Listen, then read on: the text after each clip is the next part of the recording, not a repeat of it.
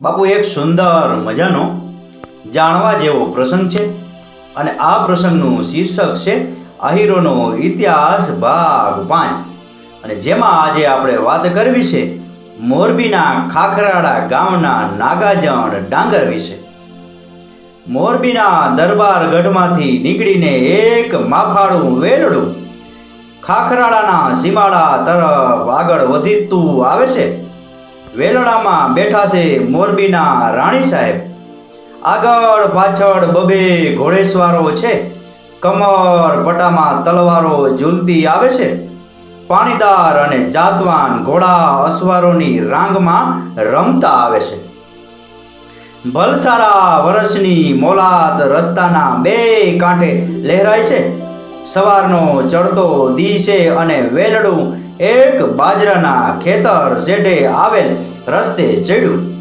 ખેતરમાં માથોડું ઉભેલો લીલો છમ બાજરો પાકવા આવ્યો છે, પણ જોતા વેંત મુઠ્ઠી ભરી મોઢામાં મૂકવાની મરજી થાય આવો બાજરો જોયા પછી વેલડાના એક અસવારનો જીવ જાલ્યો રહ્યો નહીં, એટલે ચડે ઘોડે જ માંડ્યો ઘોડાને ચારવા। અચાનક ઘોડેસવારના કાને અવાજ આવ્યો, એલા એ ઘોડાને બહાર કાઢજે। પણ બોલનારનો અવાજ સાંભળ્યો હોવા છતાં સાંભળ્યું ન સાંભળ્યું કરી ઘોડેસવાર ઘોડાને ચારતો રહ્યો। એલા સંભળાતું નથી? નજીક આવીને ખેડૂતે ઘોડેસવારને કહ્યું, સંભળાય છે ને, પણ ઘોડાને ચારવો છે। તું જાણસ આ ઘોડો કોનો છે? આ ઘોડો છે મોરબી રાજનો, સમજ્યો? અસવારે સતાવાહી અવાજે અને અહંકારી દોરમાં કહ્યું, અરે ઈ જેનો હોય એનો, તું તારા ઘોડાને ખેતરમાંથી બહાર કાઢને। ખેડૂતે ફરી પાછું ઘોડેસવારને કહ્યું અને ઘોડેસવારે કહ્યું કે ન કાઢું તો શું કરી લે, નથી કાઢતો જા। અસવારે આવી તોછડાઈ ભરી વાત કરી। અરે નહીં, કેમ કાઢે? એમ કહી ખેડૂતે ખેતરમાં ચકલા ઉડાડવા બાંધેલ મેળા ઉપરથી તલવાર લઈ હડી કાઢી અને કહેતો આવે છે, લોહીના એક એક ટીપે બાજરો પાક્યો છે, મફત નથી પાક્યો, સમજ્યા? એક તો પારકા ખેતરમાં ઘોડા ચારવા અને ઉપરથી ડરામણી દેખાડસ? ઊભો રહેજે। હાથમાં ઉગાડી તલવારે આવતો ખેડૂત વધુ કાળજાળ થયો અને હળી કાઢી અસવાર ઉપર તલવારનો ઘા કર્યો। આગળના અસવારો અવાજ સાંભળી પાછા વળ્યા। જોયું તો પોતાનો સાથીદાર તડફડે છે અને બાજુના હાથમાં લોહી તરબોળ તલવાર લઈ ખેડૂત ઊભો છે। અસવારો નજીક આવતા જનુને ચડેલ આદમીએ પડકાર કર્યો, છેટા રેજો, પાસે આવ્યા છો તો આની હારે તમને મોકલી દઈશ।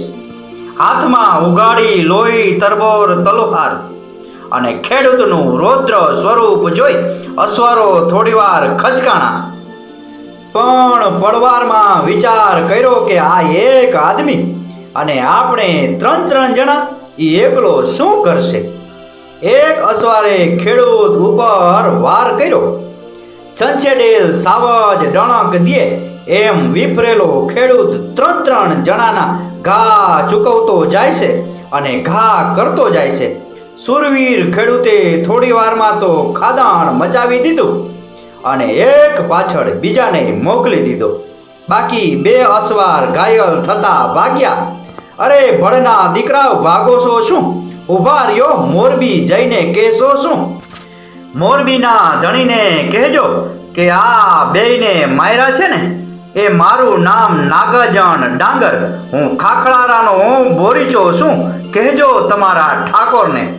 પોતાના સાથીદારની લાશ લીધા વિના બે અસવારો મોરબી પહોંચ્યા અને જઈને ઠાકોરને જાણ કરી। કોણ છે ઈ બે માથાનો માનવી કે મારા સિપાઈ ઉપર ઘા કરે? મોરબી ઠાકોરના સતાવાહી અવાજે મહેલ ગજવી નાખ્યો। બાપુ, એ છે ખાખરાળાનો બોરીચો નાગાજણ ડાંગર। ઘાયલ અસવારે ધીમા અવાજે કહ્યું, જીવતો કે મરેલો નાગાજણ મારે જોઈએ, ઠાકોરનો હુકમ છૂટ્યો। અહીં નાગાજણ વિચારે છે કે હવે શું કરવું. આ અસવારો જઈને મોરબી જાણ કરશે. મને ઠાકોરના માણસો બંદીવાન બનાવી બેડી પહેરાવી મોરબી લઈ જશે. મોરબીના સિપાહીની આડોળાઈ હતી. વાંક એનો હોવા છતાં અને હું સાચો હોવા છતાં રાજના માણસને મારવા બદલ ફાંસીએ ચડાવશે. ફાંસીએ ચડી મારે મરી જવાની બીક નથી, પણ સાચા માણસને ખોટી સજા શું આવે? અન્યાય સહન કરી લેવો? તો શું કરવું? ગામમાં જાઉં, ઘરે જઈ વાત કરું? ના, એમ કરતા તો પકડાઈ જવાય. તો શું કરવું? આ બારવટે ચડું. અન્યાય સામે મર્દ માણસો બારવટા જ કરતા આવ્યા છે ને, તો એમ જ કરું. બસ એ જ બરાબર મજબૂત મનના બોરીચે નિર્ણય કર્યો. ઘરે આવી પાસાબંધી કેડિયું પહેરી ભેઠવાળી ભેઠમાં જમૈયો ધરબી માથા ઉપર કાંસાની તાંસડી મૂકી માથે પાઘડી બાંધી તલવાર મ્યાન કરી હાથમાં ભાલું લઈ નાગાજણ બારવટે ચડી ગયો.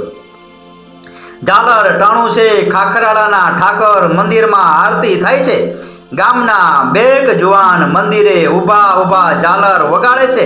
એક જુવાન નગારું વગાડે છે. ગલઢેરાઓ કાળિયા ઠાકરને યાદ કરી ભાવપૂર્વક વંદન કરે છે. એવે ટાણે એક ઘોડેસવારે આવીને કહ્યું કે પોલીસ પટેલને બોલાવો.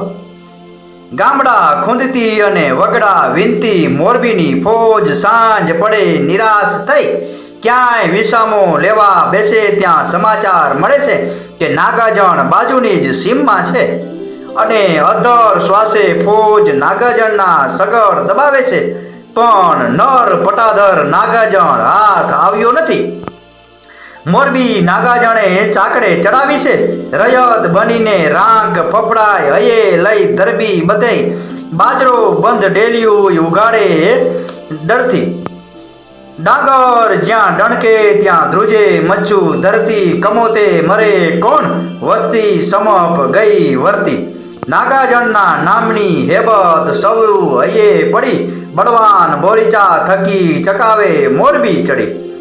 ખડિયામાં ખાપણ અને મોઢામાં તુલસીનું પાન મૂકીને એકલવીર નાગાજણ ડાંગરના બહારવટાને 6 મહિના વીતી ગયા છે.